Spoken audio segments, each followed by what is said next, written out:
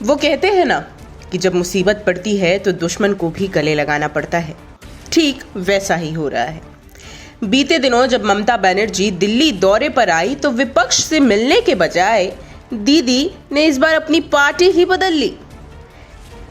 ममता बनर्जी की मुलाकात इस बार हुई प्रधानमंत्री नरेंद्र मोदी से। ये बात किसी से छुपी नहीं है कि ममता बनर्जी बीजेपी के खिलाफ कितना बोलती हैं। देश को उन्होंने बीजेपी मुक्त भारत का नारा भी दिया है। लेकिन अब दीदी के मिजाज कुछ बदले हुए दिखाई दे रहे हैं। 7 अगस्त को हुई नीति आयोग की बैठक में ममता बनर्जी शामिल हुई, जिसकी अध्यक्षता प्रधानमंत्री नरेंद्र मोदी कर रहे थे। वही आपको बता दें कि पिछले साल जब ये बैठक हुई थी तब ममता बनर्जी इस बैठक में शामिल नहीं हुई थी। लेकिन पिछले साल की तस्वीर में और इस साल की तस्वीर में बहुत अंतर है। पिछली बार ईडी की हवा उतनी नहीं थी जितनी इस बार है, और ईडी ने अपना एक दौरा बंगाल पर भी किया था। ममता बनर्जी की पार्टी के जब 2 नेताओं पर ईडी ने अपना छापा मारा तब ममता बनर्जी को ना चाहते हुए भी प्रधानमंत्री नरेंद्र मोदी से इस बारे में बैठक करनी पड़ी। बीते दिनों दिल्ली में ममता बनर्जी ने एक बैठक की थी जिसका विषय था कि विपक्ष को दबाने के लिए केंद्र सरकार द्वारा ईडी का इस्तेमाल।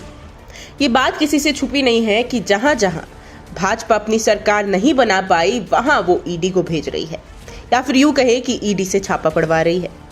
2021 में हुए बंगाल चुनावों में ममता बनर्जी ने प्रधानमंत्री नरेंद्र मोदी को काफी ज्यादा मतों से मात दे दी थी, और ऐसे में ये अटकलें लगाए जा रहे हैं कि अब ममता बनर्जी को भी ईडी का खौफ हो गया है।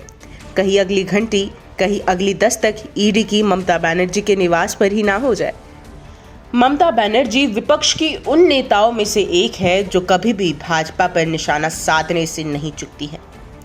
यहां तक कि 2022 में हुए उत्तर प्रदेश चुनावों में भी अब ममता बनर्जी ने अखिलेश यादव का समर्थन दिया था। ममता बनर्जी उत्तर प्रदेश पहुंची थी और खेला होई का नारा उन्होंने उत्तर प्रदेश को दिया था। वही अगर बात करें केंद्र स्तर की तो केसीआर, जिनको अगला प्रधानमंत्री विपक्ष का चेहरा माना जा रहा है, उनको भी ममता बनर्जी अपना समर्थन दे रही हैं। ऐसे में प्रधानमंत्री नरेंद्र मोदी से बार बार ममता की मुलाकात कुछ जम नहीं रही है। विश्लेषकों की माने तो ऐसा कहा जा रहा है कि 2024 में ममता और मोदी एक साथ हो सकते हैं। अगर ऐसा हुआ तो विपक्ष के लिए एक बहुत ही बड़ा झटका होगा। इसी बीच गौर करने वाली एक बात यह भी है कि बढ़ती महंगाई और जीएसटी पर ममता बनर्जी ने अब तक अपना कोई बयान नहीं दिया है।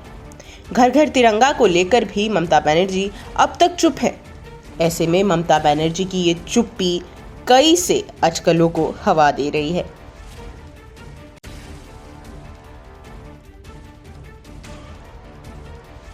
और आप हमसे जुड़े रहने के लिए सब्सक्राइब करें YouTube पर, फॉलो करें Twitter पर और लाइक करें Facebook पर। और ज्यादा जानकारी के लिए आपको टाइप करना होगा सिर्फ न्यूज़ नशा।